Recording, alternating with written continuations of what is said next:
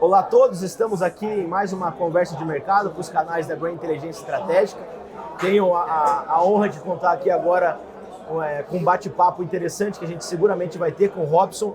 Ele que é superintendente de negócios imobiliários do Santander aqui no Brasil e está à frente das operações imobiliárias do Santander como um todo.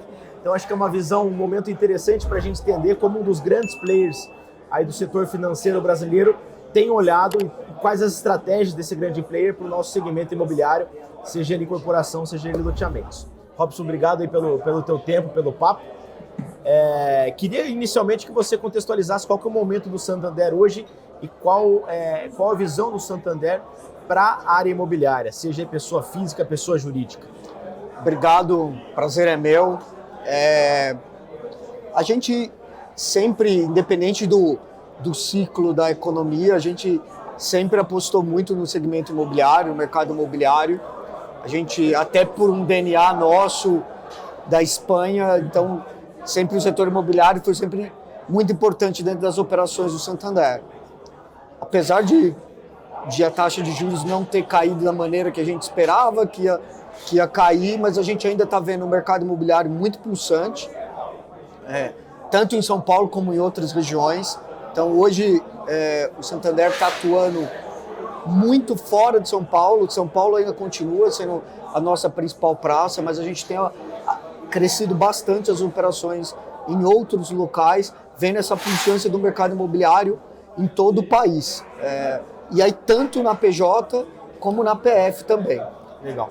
Vocês foram dos primeiros grandes bancos realmente a direcionar o funding da poupança exclusivamente agora para a pessoa física, e a pessoa jurídica está sendo abastecida por outros fontes de recursos. O quão isso é importante na estratégia de vocês, o quão isso também flexibiliza um pouco a criação de novos produtos ou essa capilarização aí que você está falando? Não, isso foi muito importante. A gente tem uma tese de que a pessoa jurídica, por ter correção, ter indexador nos recebíveis, ter instrumentos mais sofisticados, eles estão mais propensos a se defender melhor de eventuais oscilações nas taxas inflacionárias ou na taxa de juros. Ao contrário, a pessoa física tem um menor mecanismo de se defender da oscilação de mercado. Então, qual que é a ideia? A pessoa física continuar trabalhando com fundo de poupança, a TR mais uma taxa pré-fixada, onde o maior custo financeiro da pessoa física venha dessa taxa pré-fixada, onde ele consegue ter um planejamento melhor, e a pessoa jurídica ao contrário, ele tem um componente de taxa pós-fixada maior. E aí, nesse sentido, foi importante que a gente diversificou muito a nossa atuação. Então, um exemplo claro do que a gente veio falar aqui hoje é o setor de loteamento.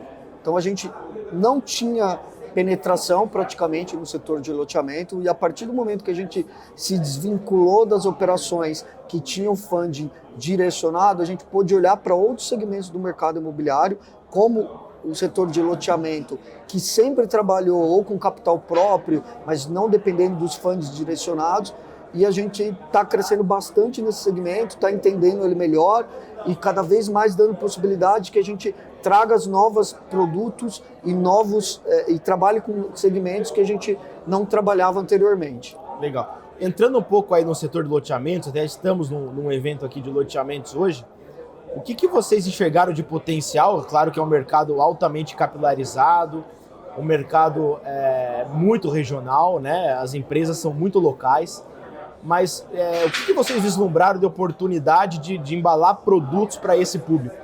O que vocês têm feito efetivamente, até para o nosso público aqui, que também tem muito loteador, entender o que o Santander tem feito para esse segmento específico?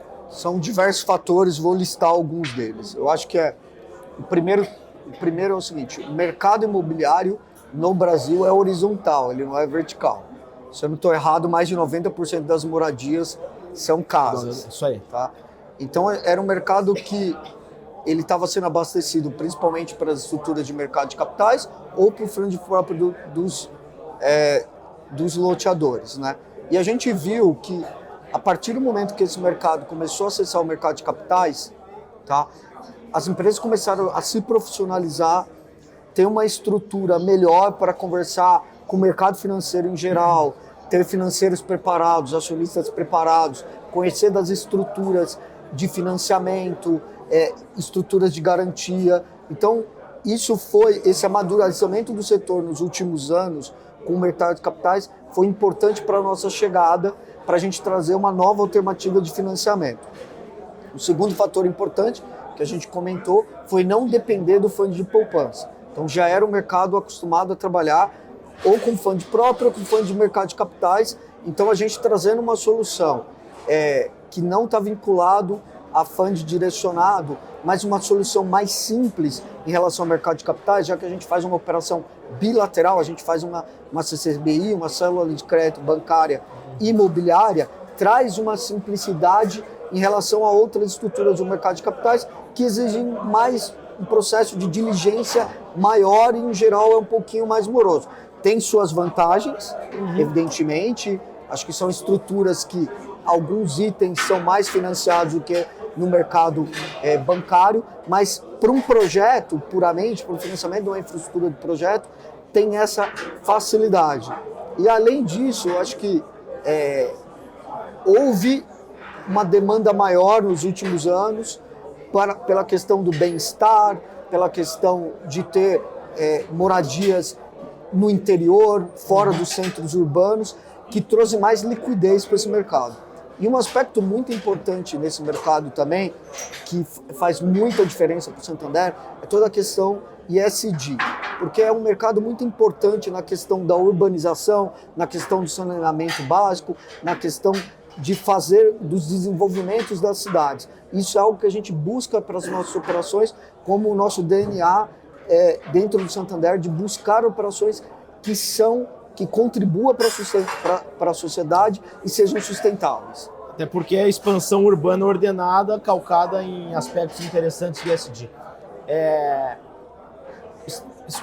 Historicamente, né, o estereótipo do loteador, em tese, era um cara mais local, um cara que fazia as coisas mais...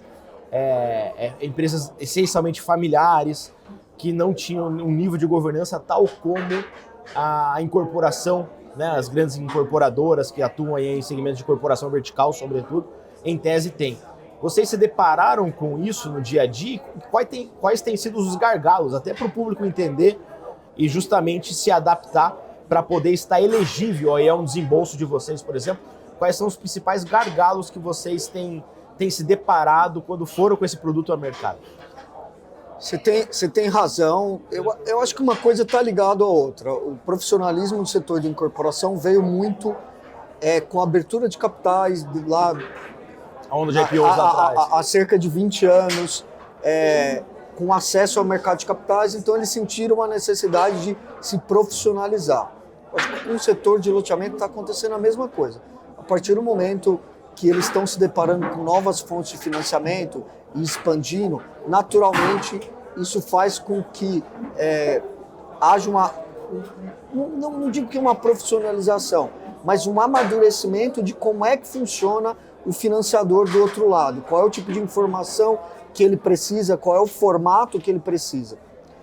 Então, assim, a gente ainda se depara com dificuldades em coisas relativamente básicas, que é um demonstrativo de resultado, um balanço, uma dúvida contábil, porque a gente ainda no banco, a gente tende a olhar muito, o projeto tem um peso relevante, mas a estrutura do sponsor, do desenvolvedor, do empresário, tem um peso ainda muito maior. Então é muito importante que ele tenha, que ele saiba dar o disclosure das informações financeiras dele, como é que ele atua, como é que é a estratégia.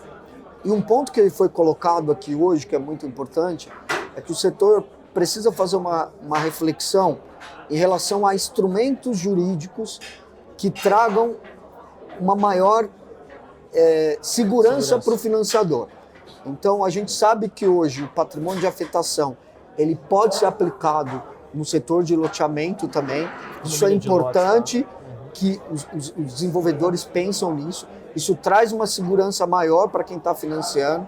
Pode refletir também em custos mais baratos de financiamento. Traz também segurança para quem está comprando o lote.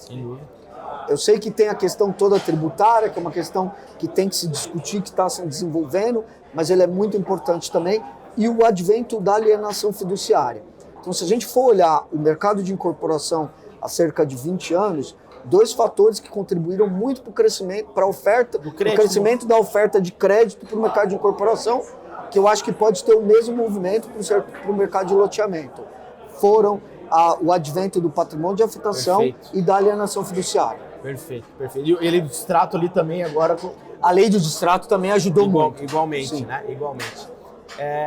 Pensando agora nas incorporações, como que vocês têm visto, que perfis de produtos e que geografia tem chegado mais o pipeline para vocês aí de novos produtos? Até que vocês também são um indicativo de termômetro do mercado, que quando acessam vocês, os empreendedores estão lá com os projetos na esteira. O que você vislumbra como mercados potenciais de grande liquidez aí no próximo ciclo? Tá bom, eu acho que é importante falar dessa questão do perfil. O perfil é assim, a gente se especializou muito nos últimos 4 anos. O mercado imobiliário ele é um mercado regional de players regionais. A grande massa, ele não é um mercado concentrado em grandes players. A grande massa do mercado imobiliário é regional, com players regionais. Então a gente se especializar, a gente aprendeu a respeitar a regionalização. Dificilmente hoje a gente vai pegar um player de São Paulo que vai fazer um projeto em Goiânia, ou vai fazer um projeto em Fortaleza. Ou a gente gosta e a gente aprendeu e foi o nosso histórico de sucesso em trabalhar com os players locais que estão acostumados com aquela região.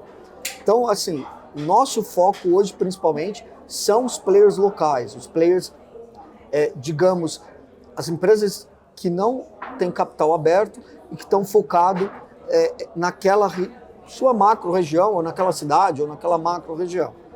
Evidentemente, o que está acontecendo a gente está vendo um crescimento maior em todo o mercado imobiliário que está ligado ao agronegócio, Centro-Oeste muito forte, interior de São Paulo muito forte, tanto diretamente como indiretamente, né? Se a gente pegar também Santa Catarina, o litoral de Santa Catarina, embora a gente está vendo esse fluxo de recursos migrando para lá também, é um mercado que a gente está crescendo muito, Paraná. Então, esses estados do Sul e o Centro-Oeste, o interior de São Paulo, a gente está vendo uma pujança muito grande, uma demanda muito grande. É importante salientar que também o Norte e o Nordeste, também a gente tem visto bons players respeitando a regionalidade desses locais, né? Aí eu queria destacar um pouco do setor de loteamento, voltar um pouquinho. Por exemplo, o Ceará é um estado que a gente tem feito muita coisa de loteamento. É incrível como... É um dos grandes 5 mercados do Brasil, para falar um... exato. Então a gente está vendo o Ceará muito... com uma dinâmica muito boa nessa questão do loteamento, nos surpreendeu. E nas outras praças, Salvador, Recife, etc., vendo uma dinâmica bacana também em relação à incorporação. Mas o Ceará, o destaque muito nessa questão do loteamento. Voltando aqui um pouco do loteamento, você vislumbra a possibilidade, né, ou que falta, ou quais são as tendências de eventuais fontes de financiamento para a pessoa física lá na ponta para o loteamento? O que falta? Quais que são as dificuldades e as barreiras para isso? Eu acho que a primeira... Tem uma barreira que é a competição com os próprios loteadores, né? Que, assim, eles tiveram por necessidade criar esse mecanismo em se autofinanciar e depois eles acabaram gostando, né? Virou uma poupança. Mas eu acho que assim, a dificuldade também está um pouco no tema jurídico, do entendimento, tá? Em relação a financiar somente o lote e depois, quando houver uma construção, que acho que é um comum também no próprio loteador isso. Sim. Quando houver uma construção, como que funciona uma eventual retomada desse ativo numa questão de execução via o procedimento da alienação fiduciária. Tem essa dúvida ainda, eu acho que a gente precisa difundir melhor. Tem muita gente que fala, olha, é tranquilo a execução, e tem gente que eu falo que não é. eu acho que os loteadores estão mais acostumados, eles estão mais seguros com isso, e acho que o mercado financeiro tem que conversar mais, se aprofundar mais, entender esse mecanismo. Então a gente tem falado com as entidades de classe, tem falado com vocês para entender isso aqui melhor, para também, quem sabe, futuramente ter um pé mais ativo nessa parte da pessoa física. Legal. A gente sabe lá pela BCIP, né, até o Sandro tá lá hoje, que os níveis de inadimplência lá do SBPE são muito baixos, né? Sempre controlados, o brasileiro realmente dá um peso muito grande para esse boleto, né? Analisando as carteiras aí de loteamentos, a leitura tua é similar? A leitura que a gente tem é similar, mas é um mercado que... essa é uma outra dificuldade que a gente tem, né? E acho que vocês estão aqui para ajudar. A gente buscou em diversas fontes também. Quando você vai para o mercado imobiliário, você tem uma entidade de classe, que é a BCIP, que consolida diversos dados em relação aos bancos e você consegue ver claramente qual é a inadimplência. A nossa pesquisa foi meio boca a boca. A gente ligava lá para os loteadores e perguntava: como é que está a sua inadimplência aí? Ah, tá boa, tá ruim.